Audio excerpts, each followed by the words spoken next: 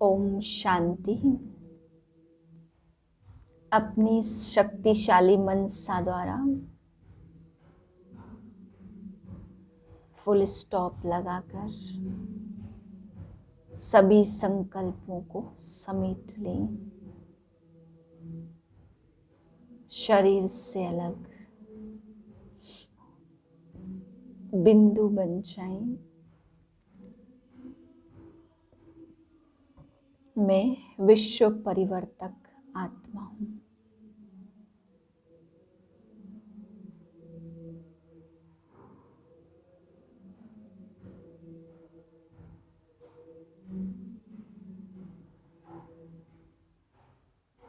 बिंदी आत्मा की स्मृति में, शिव बाबा की याद में सभी संकल्पों को बिंदी लगाकर आज के महावाक्य सुनते हैं। 28/1/2022 के महावाक्य हैं। आज बाबा हम बच्चों को समझाते, बच्चे ये इंद्र सभा है, इसमें एक बाप से मोहब्बत करने वाले सपूत बच्चों को लाना है। बाबा कहते बच्चे कपूत को यहाँ नहीं लाना चाहिए।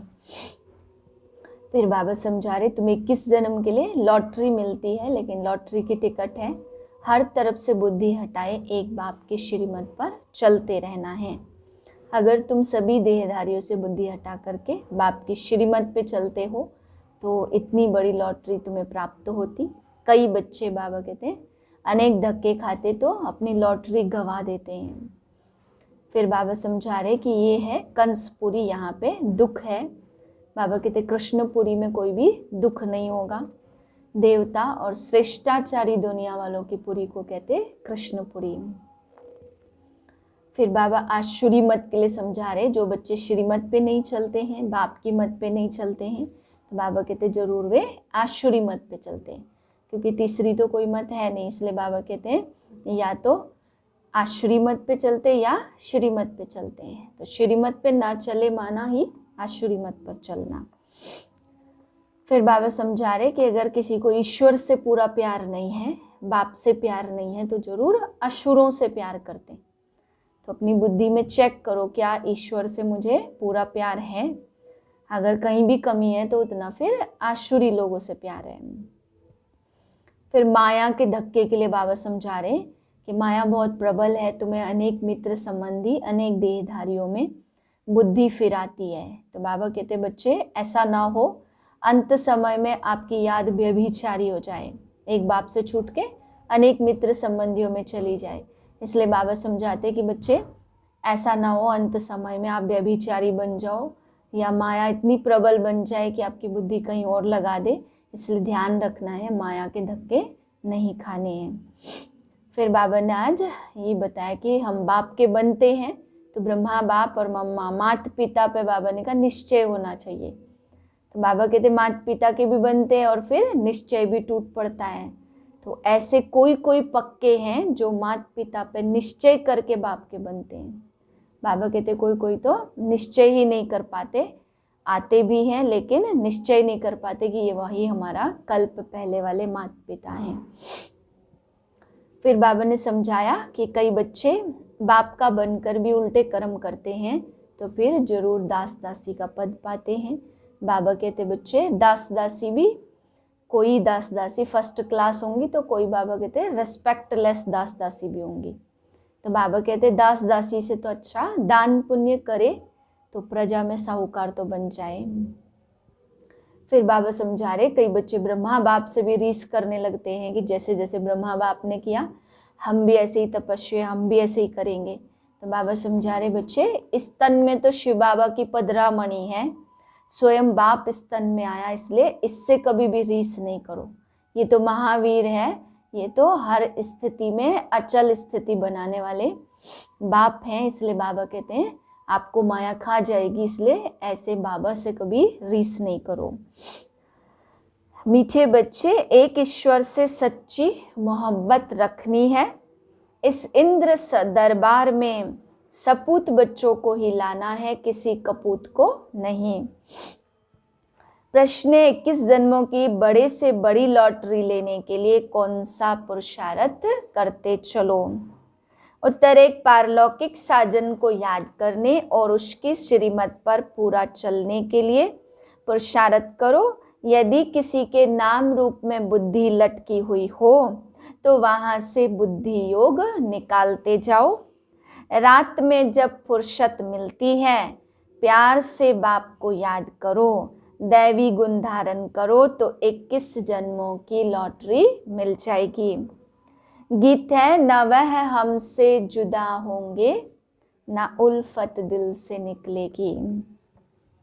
दुख तो यहाँ ही है, बाप आते हैं दुख से छुड़ाने, क्योंकि बच्चों को यह समझाया गया है कि कृष्ण यहाँ आ नहीं सकता।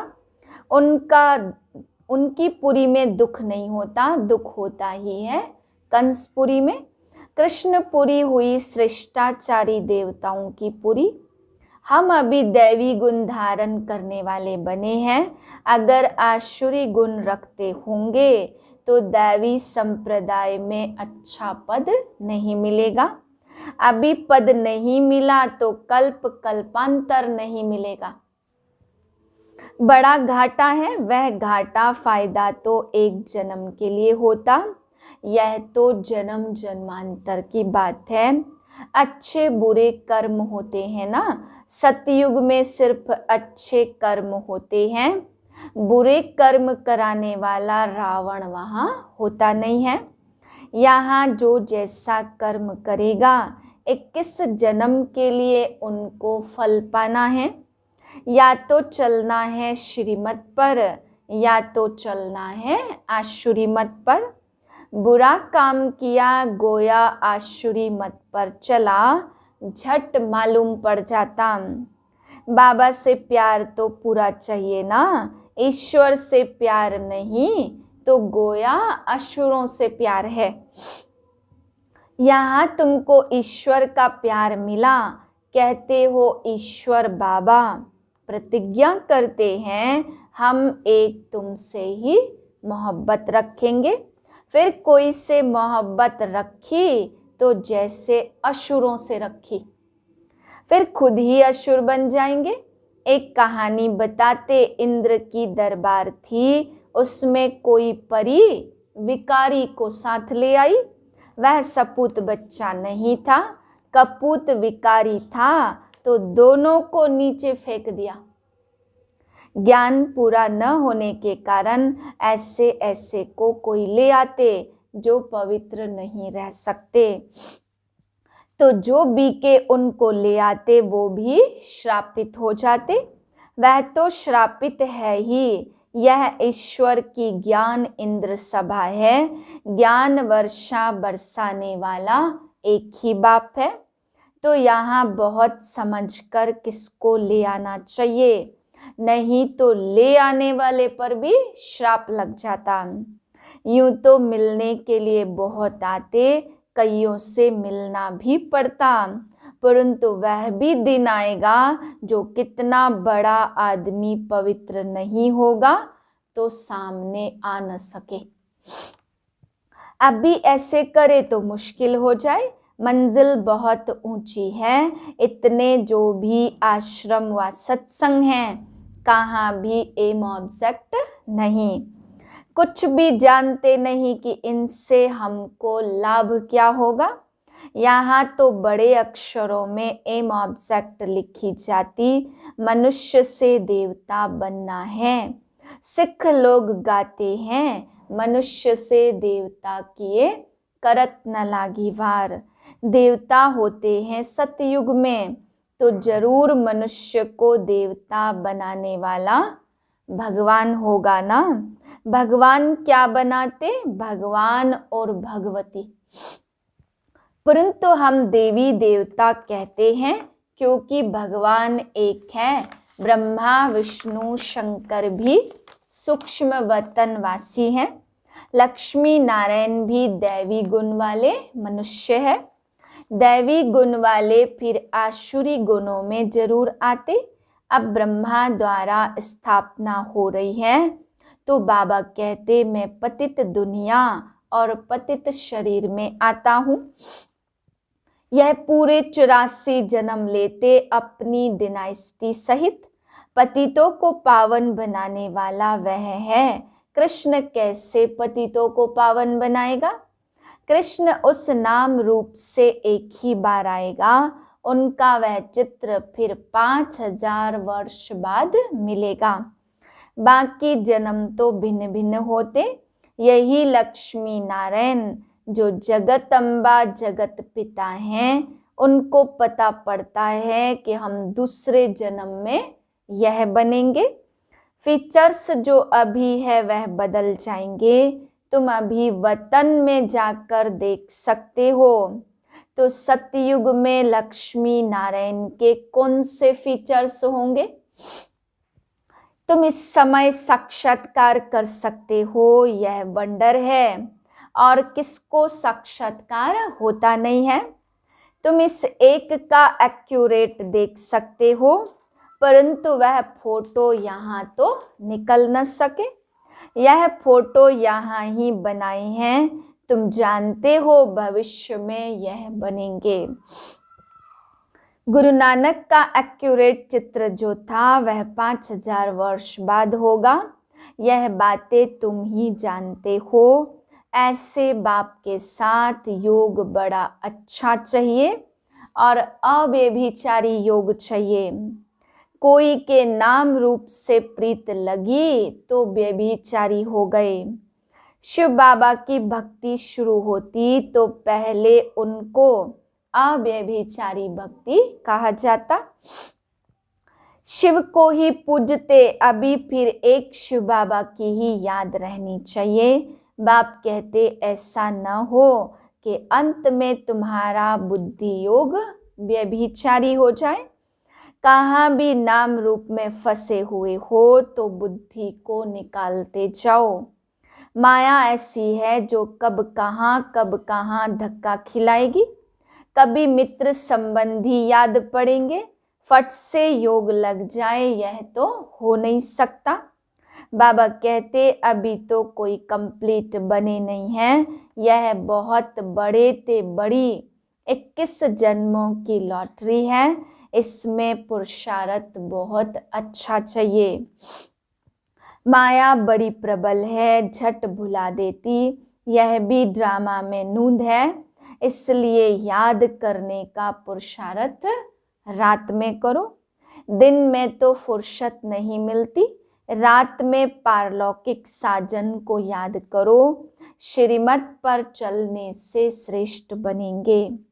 अब जो श्रेष्ठाचारी कृष्ण हैं, उनको गीता का भगवान कह दिया और श्रेष्ठ बनाने वाले को गुम कर दिया है। कृष्ण के गुण और परमपिता परमात्मा के गुण वर्णन जरूर करने चाहिए तो सर्वव्यापी की बात उड़ जाए। यह है संगम युग। इनको सुहावना कल्याणकारी युग कहा जाता। जो कल्याणकारी है, सतयुग तो है ही कल्याणकारी। उनके आगे अकल्याणकारी युग था। तो महिमा सारी संगम युग की है, जबकि शिव बाबा का अवतरण होता है। बाबा कहते मैं कल्प के संगम युग पर आता हूँ। कल्प पूरा हो फिर नया शुरू होता। पुराने कल्प में कलयुग और नए कल्प में सतयुग। यह कल्प का संगम युग है तो अवतार भी 4 चाहिए ना। कलयुग और सतयुग का संगम, 4 संगम हो गए, फिर 24 अवतार क्यों कहते? यह सब बातें धारण करने की हैं। बाबा ने सहज रीति से लिखवाया कि परमपिता परमात्मा से आपका क्या संबंध है। परमपिता कहते हैं तो जरूर 2 बाप है। एक को भी निश्चय नहीं होता। भल आएंगे, मुरली सुनेंगे, परंतु वह हमारा बाप है। उनसे वर्षा लेना है, श्रीमत पर चलना है। यह बात बुद्धि में बैठती नहीं है। हजारों आए परंतु एक को भी निश्चय नहीं है कि वह हमारा पिता है, उनकी मत पर चलना है। पहले तो माँ बाप का मुखड़ा देखना चाहिए, परंतु निश्चय नहीं, माया बड़ी प्रबल है। इस प्रबल माया से छुड़ाने में बड़ी मेहनत लगती। बाप कहते सतगुरु का निंदक ठौर न पाए। अगर बदचलन होगी तो ठौर नहीं पाएंगे। यहाँ तो एम ऑब्जेक्ट क्लियर है। आधा कल्प भक्ति मार्ग चलता और वह है उतरती कला। गाते हैं गुरु का नाम लेने से चढ़ती कला होती, परंतु गुरु कौन सा? सतगुरु। तुम सतगुरु को जानते हो, वह है शिव बाबा। सत बाबा, सत टीचर, सतगुरु। शिव बाबा को याद करने से चढ़ती कला हो जाती। मनुष्य कहेंगे हम तो इनसे छूटना चाहते हैं, परंतु छूटना तो होता नहीं है। चढ़ती कला, उतरती कला, फिर चढ़ती कला। सतो प्रधान, सतो रजो तमो, यह चक्र तो लगाना ही है।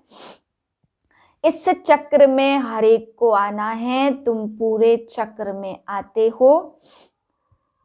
बचपन को सतो प्रधान कहा जाता, फिर थोड़ा बड़ा होता तो सतो जवान को रजो और तमो को बूढ़ा कहेंगे। यह नाटक बड़ा वंडरफुल है जिसको कोई भी जानते नहीं। रॉयल घर के बच्चों की चलन बहुत अच्छी होती। यहाँ तो तुम्हें श्रीमत पर चलना है। सभी एक रस तो चल न सके। बाबा समझाते दास दासी बने, फिर थर्ड क्लास राजा रानी बनना, इससे तो प्रजा में साहूकार बनना अच्छा है। दान पुण्य कर साहूकार बन जाए, दास दासी का नाम तो न पड़े, भल वह दास दासी बन राजाई में जाते, परंतु उनसे वह सुखी जाजती हैं। वह नाम दास दासी नहीं पड़ता, प्रजा में बहुत साहूकार बनेंगे। यहाँ रहकर अगर श्रीमत पर नहीं चले तो दास दासी बन पड़ते। यहाँ रहकर कोई कुकर्म करते तो दासी के भी दासी बन पड़ते। कोई तो अच्छी दासी होती, कोई रिस्पेक्टलेस होती है। तो पुरुषार्थ बहुत अच्छा करना चाहिए। इसलिए बाबा लिखते बच्चों का सर्टिफिकेट भेज दो। कई हैं जो अपने को मियाँ मिट्ठू समझ बैठ जाते, फिर रिपोर्ट कौन करे जो सावधानी मिले। बाप का काम है समझाना। एम ऑब्जेक्ट तो पूरा है, जो चाहे पुरुषार्थ कर लो। विजय माला में पिरोकर दिखाओ। 8 की भी माला, 108 की भी और 16,108 की भी। कितने राजा रानी, प्रिंस प्रिंसेज, बड़ी लिस्ट है। महाराजा, राजा और फिर उनके कुटुंब वाले। डायरेक्टरी में मुख्य नाम डालते, वहाँ तो एक एक बच्चा होता। बड़ा लंबा चौड़ा हिसाब है। जन्म मरण में आते रहते, अकाले मृत्यु भी होती, फिर भी खुद को ईश्वर कहलाते हैं। बाप कहते एक बाप को याद करना और कोई के नाम रूप में धक्के नहीं खाने हैं, नहीं तो गिर पड़ेंगे। बाबा को तो अनेक प्रकार से उठाना पड़ता है। इसमें तो शिव बाबा की पधरामणि है, इनसे रीस नहीं करनी है। माया तूफान बहुत लाती है, हनुमान मिसल पक्का बनना है। जो माया रावण हिला न सके। आदि देव को महावीर हनुमान भी कहते, नाम रख दिए हैं। बच्चों में कोई महारथी भी है। बात प्रैक्टिकल में यहाँ की है। जिसको ज्ञान की मालिश नहीं होती, वह जैसे मुरझाए हुए दिखाई देते। ज्ञान की मालिश से लक्ष्मी नारायण को देखो कितने रमणीक है। अच्छा, मीठे मीठे सिकिलदे बच्चों प्रति माता पिता बाप दादा का याद प्यार गुड मॉर्निंग। रूहानी बाप की रूहानी बच्चों को नमस्ते। हम रूहानी बच्चों की रूहानी बाप को नमस्ते। धारणा के लिए है पहली पॉइंट, अपनी एम ऑब्जेक्ट को सामने रख ऊंच पद पाने का पुरुषार्थ करना है। चलन बहुत रॉयल रखनी है, श्रीमत पर चलते रहना है। दूसरी पॉइंट, किसी भी देहधारी के नाम रूप को याद नहीं करना, एक बाप की अव्यभिचारी याद में रहने का पुरुषार्थ करना है। वरदान है, अपनी शक्तिशाली मनसा शक्ति व शुभ भावना द्वारा बेहद सेवा करने वाले विश्व परिवर्तक भाव। विश्व परिवर्तन के लिए सूक्ष्म शक्तिशाली स्थिति वाली आत्माएं चाहिए, जो अपनी वृत्ति द्वारा श्रेष्ठ संकल्प द्वारा अनेक आत्माओं को परिवर्तन कर सके। बेहद की सेवा शक्तिशाली मनसा शक्ति द्वारा, शुभ भावना शुभ कामना द्वारा होती तो सिर्फ स्वयं के प्रति भावुक नहीं, लेकिन औरों को भी शुभ भावना शुभ कामना द्वारा परिवर्तित करो। बेहद की सेवा व विश्व प्रति सेवा बैलेंस वाली आत्माएं कर सकती हैं, तो भावना और ज्ञान स्नेह और योग के बैलेंस द्वारा विश्व परिवर्तक बनो।